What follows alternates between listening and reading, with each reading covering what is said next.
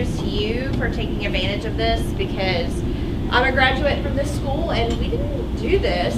98, 7, 6, 5, and 4, 3 when I was here. It took me the 5-year program. But it's awesome that you are doing this and that you're getting prepared, because I'll tell you, and well, you'll see it in a minute, your resume really is like the #1 thing to get you in front of people. Clearly you have to have that degree, you're gonna have to have skills and different things like that, but it's gonna be the very first thing a lot of times that people are gonna see about you. So being able to put it together the right way and really understand what people are looking for is so important. My daughter actually is a graduating senior this year in high school, and she's coming to UC. She's going to do the PA program, but she had to put a resume together, and you wouldn't believe, being a talent acquisition manager, training development manager, what my child sent to me as what her finished project was, because it was something she had to do for high school. This is something that a teacher gave her 105% on, and I'm looking at it like, what is this? Like, I don't even understand what this format was and what she was trying to tell me and the skills that she was trying to sell. That I was totally confused looking at it. So it kind of upset me that this is what in high school they're being told that they need, especially since this resume is what they're using to get into colleges, because it was such a poor format. But I have been with Enterprise for 14 and a half years. I'm a graduate here at UC. I graduated in '98 with a psychology degree, started nursing psychology dual major. Knew that I love people, just maybe didn't have all of the sympathy and empathy that I needed for sick people. So I finished that psychology degree, went to work for Enterprise as a management trainee, and then worked my way up through the ropes from there. So I love what I do. I love the company. From this presentation we did last year, we actually got 2 full-time hires, and we currently have an intern, Jessie Spates, that's going to school here still right now. She's a graduating senior. So we're trying to rope her in, coming on full-time, and not let her go to California, where she has these big dreams. She could go with Enterprise, just stay here for a little bit, and she can transfer out there. So I hope what you find today is helpful. I forgot your handouts are sitting on my copier. Printed them and they were stapling and I forgot to get them, but I emailed this presentation to Hannah. So if you all maybe can, she's got a sign up sheet going around, if you can, what do you want them to put their email address on there maybe? Yeah, I'll have their email address and I'll have their names. Okay, so then she can just kick the presentation out to you so that you can kind of go back through it and look at anything that you want to look at, okay? Very informal, stop me if you have any questions. I promise you, the more that you can collaborate and talk, the more questions that you ask, the more helpful it's going to be, because you get talked at all day in class. The last thing you want is somebody talking at you. This should be helpful. All right, purpose of a resume is to what? Okay, get the job or get the interview?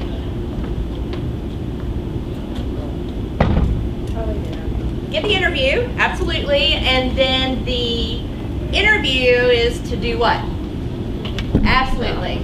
So this is the first thing that we're trying to do. We're trying to get you the interview. We're trying to get people to look at you. All right. The average resume review is how long? They just skim it, don't they? They just skim it. Yeah, skimming it, just to give you an idea. Last year, just in my office, now we're huge, Enterprise is in 37 countries, all right? We employ 85,000 employees. But just in my territory alone that I hire for, and the recruiter that works for me, our territory, we have the state of West Virginia, but we just don't have Martinsburg or Charlestown, so we don't have the Eastern Panhandle. State of West Virginia, Southeast Ohio, Eastern Kentucky, and Western Maryland. Guess how many resumes we received last year? 14,000. You're getting about 30 seconds of my time because that's really all I have to give you, just to make sure that everything on the paper is really qualifiable. So honest, when we say that it needs to be 1 page and your references are on another page and your cover letter's on another page, but your actual resume, 1 page, all right? I can work with you moving forward, edit things with you, definitely. There's some things that don't go on a resume anymore. We'll talk about that in a little bit. But you've got to get those skills that are important to that job on that resume. You can't have 2 pages. Somebody turned a resume into me the other day, and I told him I did something like this for them, and then I came back the following week and did mock interviews for them, so they kind of knew what I was looking for on the resume. And so the girl knew I wanted just 1 page, so she put it on front and back. It's cheating. 1 page front, not front and back. All right, very clever. You have to give that to her, but it doesn't work.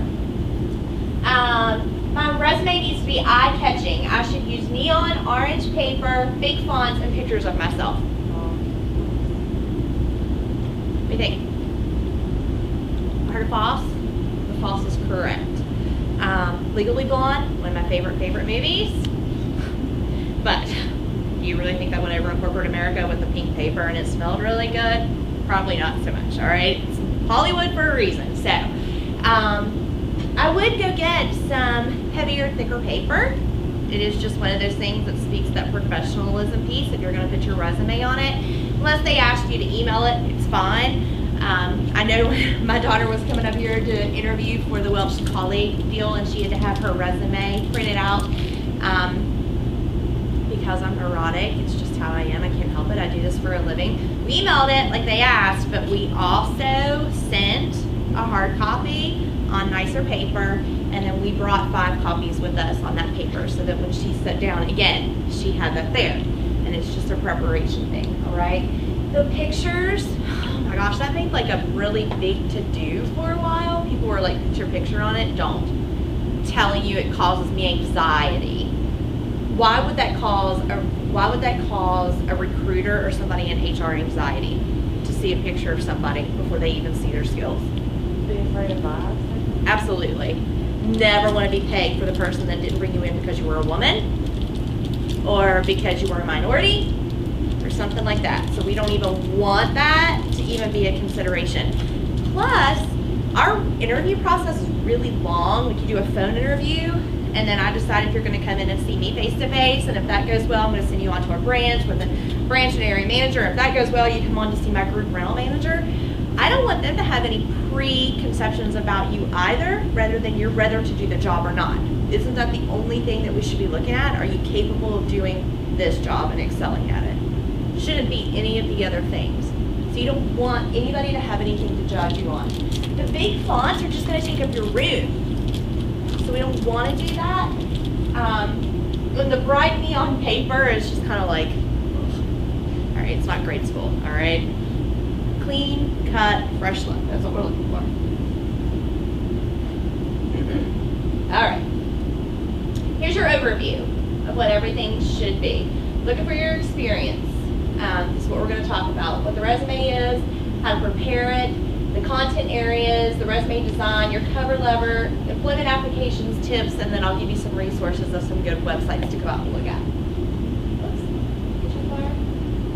Single most important tool is going to help you get into an interview and to launch your job. No more than 1 page, and it's what gets you to the job.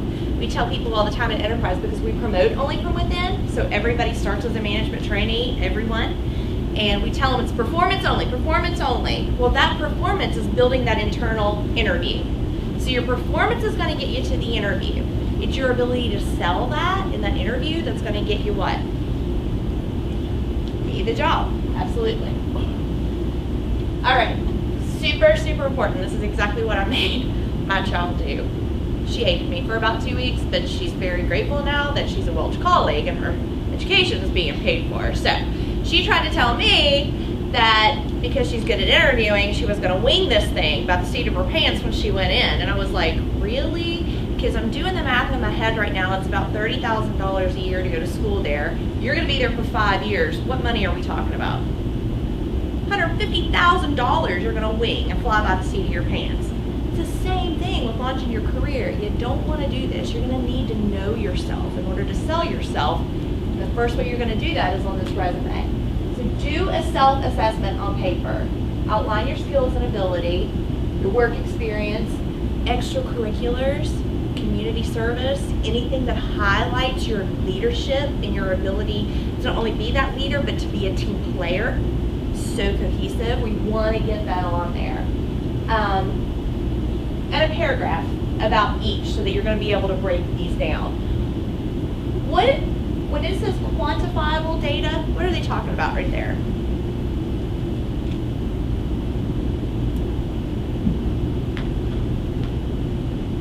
If I said to you, performed in the top of my class, I performed in the top 10% of my class.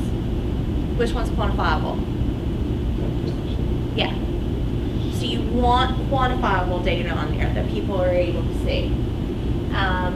Success stories, skills and abilities, and ways that it's going to demonstrate your strengths. So here's kind of how you would write that out. Don't forget, she's going to email this to you so that you can go back and fill these in. Okay? I promise you this is going to help you do this resume. It's going to help you prepare. It's going to help you put down things that you're probably going to forget when you start typing these things in. How many of you all ever start typing these action sentences and you're like, I can't use that word again. I just kind of said that. You start typing a sentence, you're like, oh, I can't say that. I just said this up here. This is going to help you get your thoughts organized before you start that. So when you start putting your thoughts down on the paper, it's just going to flow.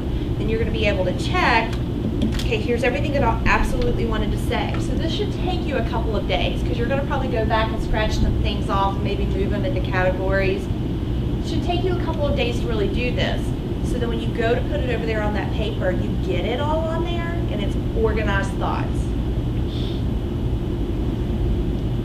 All right, here's the information that we want. This career objective piece, I know he showed me that right there. I don't even think any companies anymore want that. It's just something that's taking up room on your resume. This should be covered in your cover letter.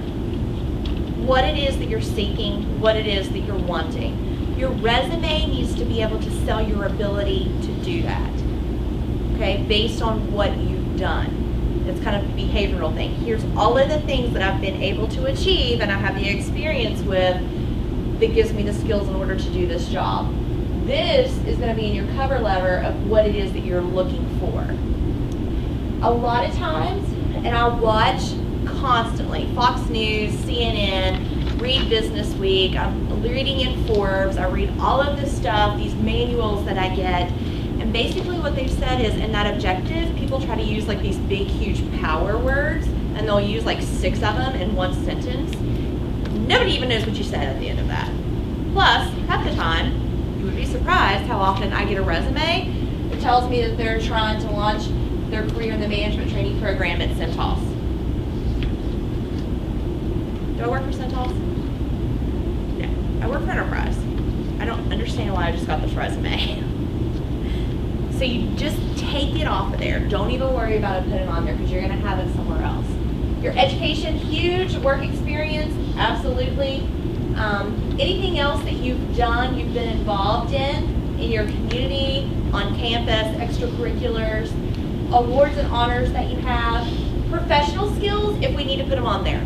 It's going to be one of those other things that it's not a huge requirement. If you don't have room for it on that resume because of all the other stuff that you've done, we don't need to put it on there.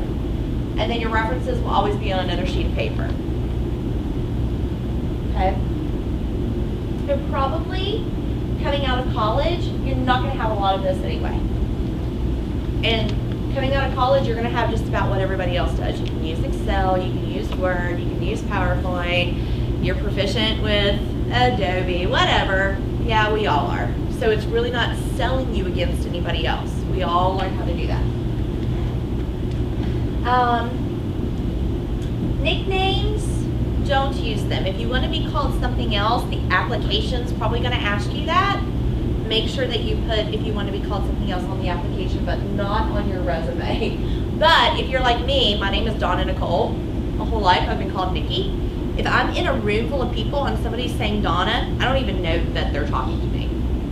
So remember that you're probably going to be called that. And then just let them know right away, by the way, I go by Nikki.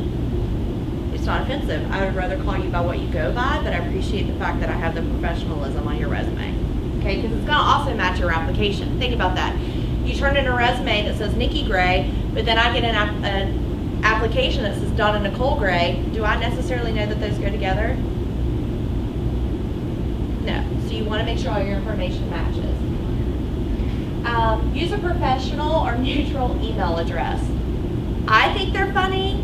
Not every hiring manager will. Hotbuns@aol.com. Funny. That's funny. It's not professional at all, but it's funny. Booty call. I've seen that one. You wouldn't believe the things that I've seen that people felt okay about putting on their resume. But what does that tell me about you a little bit?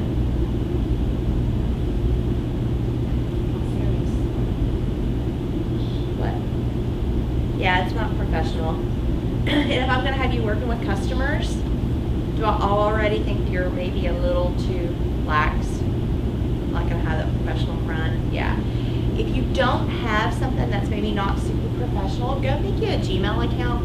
They're free. They don't cost you anything. And just put your name in there. And if it makes you do a number, do your birthday or your graduation year or something like that. But something that's going to be identifiable back to you. The only professional email is all that you're ever going to get to that, and it just kind of keeps you out of the loop of treading on thin water there. Use both your permanent and school address, especially if you're applying to places away. All right, so I don't get a resume from somebody in Nebraska because it's their school address, and then I'm like, why did they send me this resume? They live in Nebraska. Would that make sense? Is that commutable? No, but I see that they have a permanent address of Scott Depot or maybe Elkins, and so they must be getting ready to graduate and moving back home. So now it makes total sense to me as to why I'm getting this from someone. Same thing with your phone numbers. Your cell phone. How many ringback tones do you all still hear on people's phones? Or voicemails? Okay, some of them that not everyone, but several people have, pretty funny.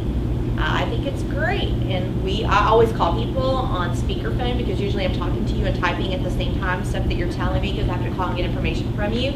And so everybody, like back in my hallway, can hear if I have you on speakerphone and my door is open. And when it's baby got back or something like that, we all take a Running Man moment. We get up and dance and have a good time.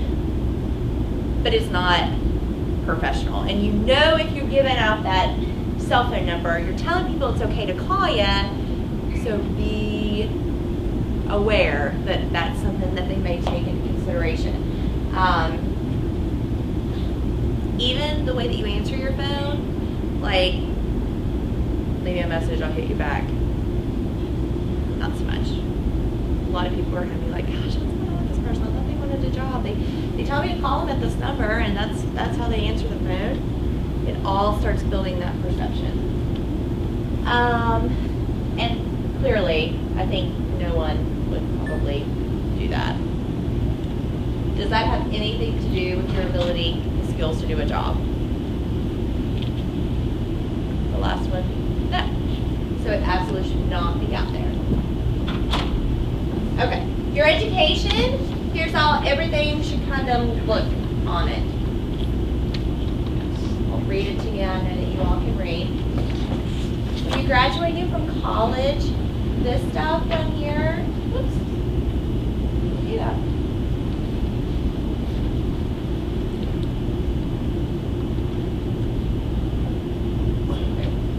The stuff at the bottom, anything related to high school, we don't need to know that anymore. So if you cheered in high school, you were in the band, you have a leadership position in organization in high school, that stuff's really not important anymore. Even if you all are applying for an internship, so you're not graduating, but maybe you're a junior, you're a sophomore, you're going to be a rising junior, and you're looking at internships, that type of stuff we're not even going to consider anymore because now you're in a whole other league of doing different things. And then list of classes taking or taken. That's kind of like those professional skills. We realize that you got that degree, so that type of stuff really isn't that important. Now for people who don't have a degree and they're seeking full-time employment, maybe in a career position, that type of stuff would probably be important for them to put in that education section, but that's not you all. Here's your work experience. Title of your position, name of the organization, location of the company, so that's mainly just the address, the dates of your employment, and then a brief description, 3 to 5 points of what it is that you want to show your accomplishments. Remember, those need to be quantifiable, the types of things that you did. And use action words to describe your job duties. Specific skills that we're looking for are the quantifiable types of 3 to 5 points that you want to put in there. These are the different types of things that you're going to want to write your sentences about. The types of duties, the accomplishments, those types of things, your bullet points underneath your jobs. This is helpful. So for anything that you might take out of the PowerPoint that Hannah's going to send to you all, your bullets that you're going to put underneath of your jobs to kind of list the duties that you had or the accomplishments that you made, as many action words that you can use in there is what you're wanting to put in there. But try not to use the same action word over and over. So this is incredibly helpful when writing out those sentences. Show you're a leader. A lot of that's going to be with your, with a lot of the involvement, your extracurriculars, but you're able to do that too within your job skills. Whether it was using a word like established a team of 15 to run banquets on a nightly basis. That shows that you selected it and you led it and you got it done. Okay?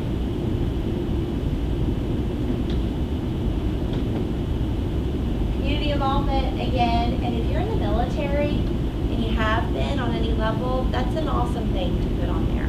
You definitely want to have that skill and that job listed as something that you've done. Hasn't always been like that in this country, I realize that, and so there's still some veterans that will be like, oh, I don't know that I want them to know that. Yeah, I can't tell you many companies now that would see that as a negative. So that's definitely something you want to highlight. Awards and honors. Could you all list like 5 real quick awards and honors that you've received in the last, I don't know, 1 to 5 years? Would it take you a minute to think about it? They're huge. You definitely want to have that out there. Scholarships, anything like that. The professional skills, unless you're applying for a position that requires you to be bilingual, that requires a specific skill set, like some of our accounting teams use PeopleSoft, which is huge and it's overwhelming if you've ever had to deal with PeopleSoft. Already having that skill could really be a huge difference of you getting a job and not getting a job. So you kind of have to know what you're applying for. Is there any specific training or professional skill that you're going to have that's going to set you apart from everybody else? If it's just those basic computer skills or those basic, everybody had to take this in order to get this degree type of deal, but anybody could really use it, we're not going to list those. But things that are very specific to a job, and you read when you were applying for this job, things that they were looking for and things that you absolutely had to be proficient in, or it was going to be a bonus if you were proficient in it, then you would want to list it. But if it didn't really call for any of that type of stuff, we don't want to take up our room on our resume to put that in there, okay? Your references. How many of you all have ever put together a reference page for a resume? No one in here? Do you all have like any idea who you would use as your references? Do you think that you might have different references for different positions that you're applying for? Let me ask you this. Should you just have one resume, or should you be able to tweak your resume? Or should you tweak your resume depending on the job that you're interviewing for?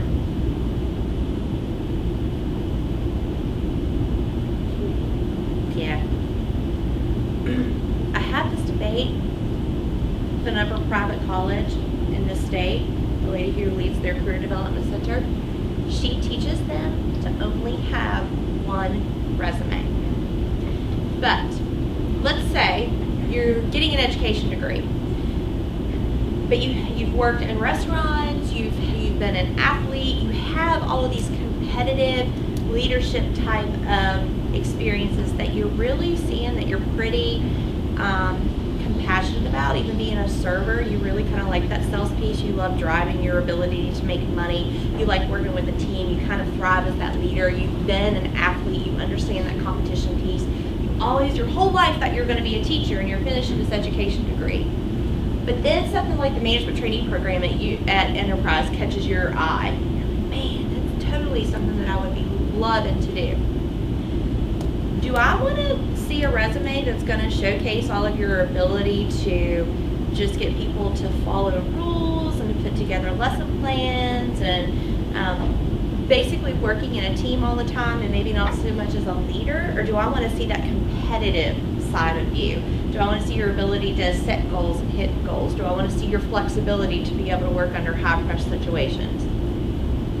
And would those resumes look different if you were going to apply for a teaching position or if you were going to apply for a sales and marketing position? What do you think? Exactly.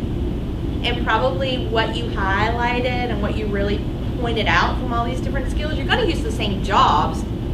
That doesn't matter. But the skill set and the things that you achieved with those jobs, you want to kind of highlight for those people depending on that job that you're interviewing for. So you are going to tweak it a little bit. Okay? So your references, they're probably going to be a little different depending on the position that you're interviewing for. I have a lot of people who have been in public education for a long time, people that I'm still in contact with here at the university. If I wanted to be a teacher, those are probably the people that I would use as my references because they're going to have credibility in that field. If I wanted to continue to do something with HR, there's very specific people that I would use as my references that are going to have that credibility. If I wanted to do something very different in the world of business and finance and advertising, there's different people that I've networked with that I would use as those references just because of the credibility that stands behind them. So think about those types of things too. But make sure, number one, you get their permission to use them. You wouldn't believe how often we call references and people wouldn't give this person a recommendation. I'm embarrassed for that candidate. And I kind of want to say to that reference, just so you know they are using you, so if you do have kind of a personal relationship with this person, you might want to let them know that they can't do that anymore. Because what does it do to that person's credibility also?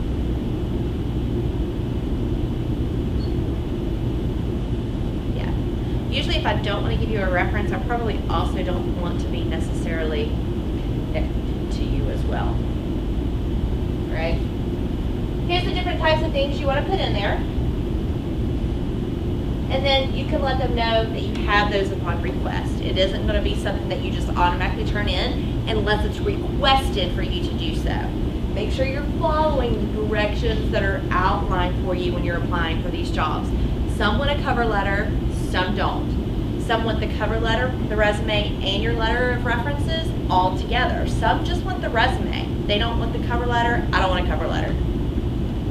14,000 applications, I do not want a cover letter. I can't even read that fast, first of all. And then your references, I'm going to ask for this on your application, so I'm not going to ask you to give them to me with your resume and on the application as well. Okay, so make sure you're reading what the company's asking for. We've talked about kind of all of this already, but we're going to talk about the design of your resume. Don't fold it or staple it, paper clip it. And make sure that you get some larger envelopes to put it down in if you have to mail it. But generally anymore, you just upload it. So you're gonna wanna have a copy of your resume or resumes on a thumb drive and always have it available with you. So if you have to go to this company specifically to fill out the application there, you can stick your thumb drive right in there and it's gonna pull up your resume and you can upload it immediately. So it's just another piece of technology, but it's gonna actually help you a lot. And your resume will be very helpful in helping you complete an application a lot faster and a lot more thorough. You definitely wanna have it on hand in order to do that. All right, here's kind of a sample. This would be the one thing that's on here I would take out. Because a lot of people have probably taken a few things out of here that they wanted to highlight just so they had the proper spacing for this.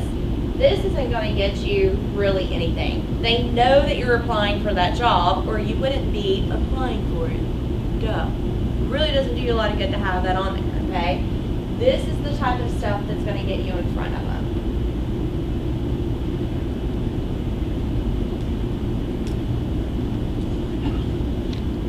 Have you ever written a cover letter?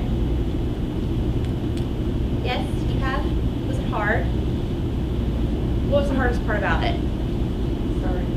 Yeah, starting it is absolutely the hardest part about it. But when you do that SWOT analysis, like I showed you before, to like figure out all of these things, and then you read the description of the job, reread the description of the job and what it is that they're looking for that you need. You've got all of your strengths, all of your activities, all of the job experience, all of that kind of stuff. You'll be able to kind of match, this is what they're looking for, here's what I've done. Okay, it makes it a lot easier to start that way, okay? Visit the company's website to review the job description. I just said that, and important information about the organization. Anytime you can speak directly to like their mission statement, their founding values, what they kind of stand for, and you can put any of that in there, and relate something that you've done that's going to connect to those things and not just the job skills they're looking for, but what that company stands for, makes it a lot more personal to you. And it also shows that you took the time to do what?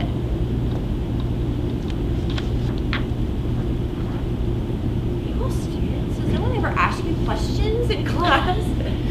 It also says that you took the time to do research on them.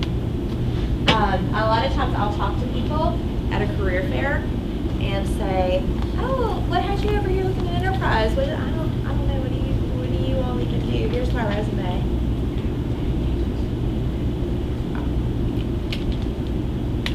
I'm there for the duration, so it's not a waste of my time. I've got to be here for 4 hours.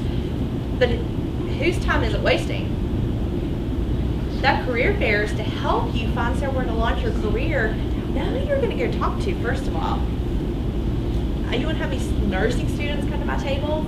Come on. There has to be like some sort of thought process behind the fact that you're getting a nursing degree and I'm Enterprise Rent-A-Car. I'm not really finding that correlation. Why are you standing over here talking to me right now? Is this just to calm your nerves down? I find that I do that sometimes to people in career fairs. They're like super nervous and I can start talking to them and get them calmed down a little bit and then maybe even give them a little word of encouragement. This is what you need to do moving forward type of deal.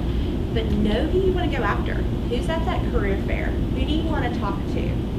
What's important? Personalize that type of stuff. Understand what those companies are wanting and needing and showcase that when you have the opportunity to do it.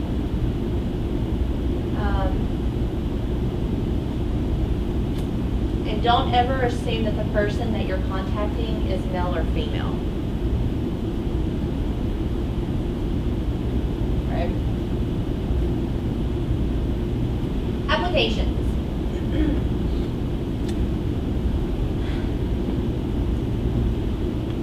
This right here,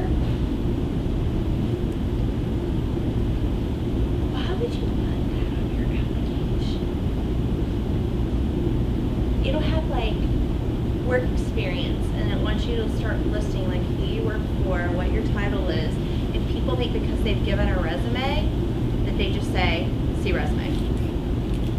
What's that tell me about that person? What? Yeah, lazy. If this job means so little to you that you can't take this 15 minutes just to transfer kind of this all over real quick. Make sure you complete it really thorough. It's incredibly important. Spell check things. How many of you all know that you are a horrible speller? I'm awful, god awful speller. I don't even know how it happened that I got to be that bad. I understand there's rules to apostrophes, like ownership and all of that. I don't get it, all right? I'm 38, I still don't get it, but I know that I don't get it, so what do you think that I do when I have to send out a very important letter?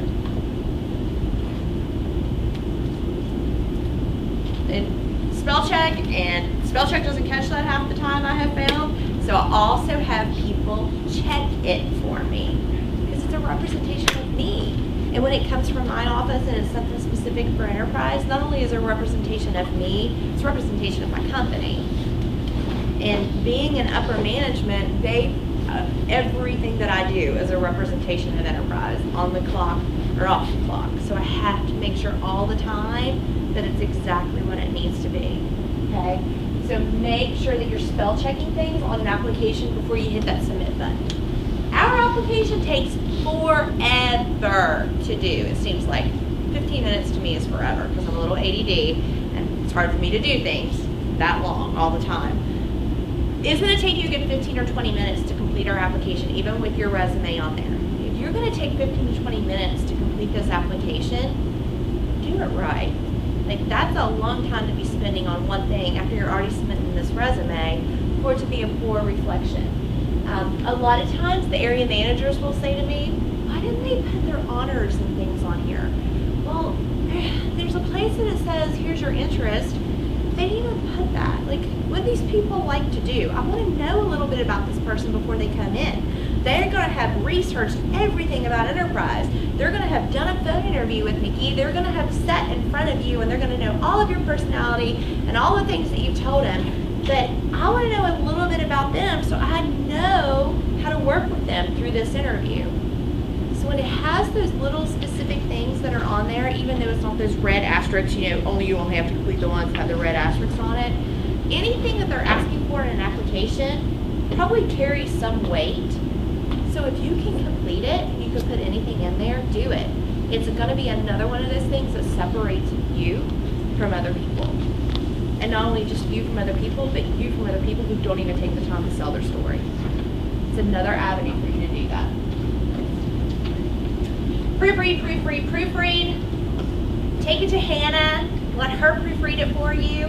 Everything that I proofread on resumes, whenever people ask me to do that, I do it backwards. I read a magazine backwards because I find that I pay more attention to it if I have to go to the beginning of that article and then read through it. Probably most of it's because I know now like how much time it's going to take me to get through this article because it's either 2 pages or it's 5 pages or whatever, and I can plot that time out. But I always start at the bottom and go to each word. And number one, make sure it's spelled correctly, and then I read the sentence out loud. Read things out loud to yourself. You wouldn't believe how different it sounds reading it out loud than just reading it in your head. And then have somebody else do the same thing with you. And then here are some resources that you can go to that will be in that PowerPoint that she'll send over to you for you to be able to use. I'm more than happy to look at a resume for you. I don't want to do that at all. Even if it's not for, it doesn't have to be for enterprise. If you just want to say, hey, here's the position that I'm really looking for, can you look at this for me? A lot of times, just speaking to the education piece, some of my sisters that graduated here from UC with me, on the education side in different states are principals. They're high up in administrative pieces within education. I have some that are editors of magazines out in San Diego. I have accountants that work for huge firms down in Charlotte. I know a lot of different people, even professionals that I work with here in the Valley, that I might send over to you and say, this person was going to give this resume to you today. Literally, I'm going to send them the correct one. There's misspellings or anything like that. But if they were going to interview with you today or apply for a position with you today, what else would you want to see on here? What would make more sense? What is this missing? And then I'm able to get that feedback for you and then shoot you that email back, and then you're able to kind of work that into your resume and make those tweaks to begin with. So use all resources that you can. All right, even if it's for an internship, you shouldn't be doing any of this differently for an internship than you are for your career position that you're looking for. Internships are huge too to put on your resume if you've had them. Huge, huge, huge. Tomorrow, I'll be back here talking about behavioral interviewing, and we will talk about some of that, how you get ready for different types of things, and we'll talk a little bit more about internships tomorrow. So what questions do you all have for me? Yes, sir. Have you ever received an online resume? The one that somebody just emailed to me? No, like an online, like graphic design-ish type of. I know it's not your field, but what would you think about that? You know, like creative or. We're talking about one that's sort of like a web page type thing where there's a link. Yeah. You would still do a paper resume though. But Yeah, and add a link to that. Yeah, I guess probably by the field, of where you're going to apply, especially if you're doing something graphic design, that probably is like their niche and they would love to see something like that along with, like she's saying, the paper deal. For me, because that type of skill isn't important to what we do, I would kind of be like, oh, what am I doing? Where am I going? What's this taking me to? Where's the resume? I'm so kind of technology challenged sometimes too that it would probably freak me out a little bit. So I would just say know your audience before you send it, and talk to people. Have you ever applied with this company? Do they like this stuff? Have they ever gotten this? What do they prefer? Know that before you do it, just because it is kind of edgy. But if they like it, knock yourself out with it. What else? I think like you're applying for like your first internship, and then obviously you don't have that many experience. What would you do? I'm listening to you and I'm looking at your necklace, so I'm assuming that you're an athlete. You have far more experience than what you think you do. It's just getting it out of your head and onto paper for it to make sense. Have you worked anywhere at all? Have you ever babysat? Have you ever waited tables, bank, grocery store? Never had a paying job? Never even babysat? Really had grass? Maybe like in school, I was like with cashier. Okay. That's it. Well, that first of all is one thing to show. I have been employed before, so I am employable. So anything that you've done, even babysat, we want to put that out there. But the fact that you're an athlete, people are going to understand that that's incredibly time consuming. So we want to take those transferable skills that you have as an athlete, kind of read what you're applying for, what you're trying to do, and put those skills on the paper that transfers over to what they're doing. So should all be like under experience, or should Yeah, because really, activities that you do, and there's another like tailoring for like experience and stuff. we'd want to put like your cashier type of thing on there definitely as one thing that you've done. But then, you play ball here? This is your job. This is what you do, right? Because playing ball pays the bill to go to school. So we're going to highlight that as UC Women's Volleyball Team, the dates that are on there, and then accomplishments that you've had under there, any kind of leadership that you've held in that, any kind of ability to break a record or set a record or help the team move into a playoff or anything like that that you've done that's been able to show that leadership, that teamwork, that quantifiable type of skill that we're looking for as well. Okay, so for you right now, that is your job. And it would count for that other activity type of thing that you've done. You wouldn't have to list it again. It's gonna kind of already count for that. Is that helpful at all? Okay. Would you tell her any different? I agree. Okay. Yeah, I think we think about work experience like it has to be paid, and that's not true. Right. It's any experience that you can sort of relate back to your major that would be relevant for that employer. So that would be that athletic piece. Are you just trying to score a part-time job right now for the off season? Are you graduating or? You know, like Okay. So right now, we just need to get you some work experience during off season. Are you staying? You're not from here, are you? Where are you from? Peru. Okay. Are you staying here during the summer? Or are you going home? I was staying in like 2 months with my dad. So probably seasonal type of jobs is what you would be applying for, because you want to apply for things and you always want to be honest with people that here's how much time that I'm going to be able to give you. If you're thinking just for a couple of months and that's going to be something seasonal, which they're going to need because you have graduations happening in May, Mother's Day, vacation season is hitting off. Like, it's going to get a lot busier. People are going on vacation. And so they may be okay. And especially since you're an international student, you say, I'm actually going to be home for about 25 days or 30 days or whatever. If you do well, they'll probably hold some hours for you if you're able to work them when you come back. And you want to build those relationships. You want to have those people on your side to be able to write those letter of reference for you. I know my daughter works part-time, even though she's an athlete, and the 150,000 other things that she's involved in. She still works 2 part-time jobs, and she does. They're generally at separate times of the year, but for a few weeks she does them together. But one is at the Italian Grill in Taste Valley, and she didn't have really outside of babysitting any actual work experience before that. But because of her dedication, she was always there. She didn't call off. She asked things, what else can I do? What else do you need me for? If they called her to come in on her day off, she went in or she worked it out. Whenever she let them know softball season was coming and she wasn't going to be able to work, they sent her her last check and her W-2 and things like that, and then this really nice card saying, you're a valuable asset to us.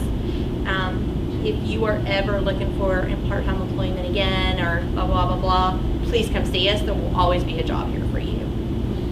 And that's what you have to start just trying to build those types of relationships.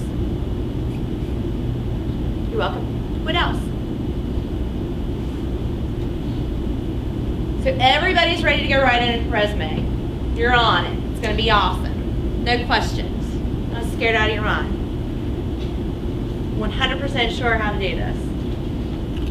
Does anybody have a resume? Did you have to do it for class, or you did it for another job? In high school, I had an internship.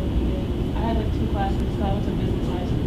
So it was like a requirement. We didn't have one, we were like, no. So I always knew how to make write one back. I just had to update it when I started college. Sure. And that's exactly, and I know you came in a little bit late. Hannah has my presentation, so she can get it to you. That way you can go through it and see the types of things that you need to do. Okay? You weren't here for this, but it's built into my presentation. The one piece, the objective piece, that would be the one thing that I would say take off your resume. We don't need the objective on there anymore. Okay, so if you have it on there and it's causing you to be more than 1 page long, take it off. Yeah, that's an old school thing. All right. Let's thank Nikki for being here You are welcome. with us. You're welcome.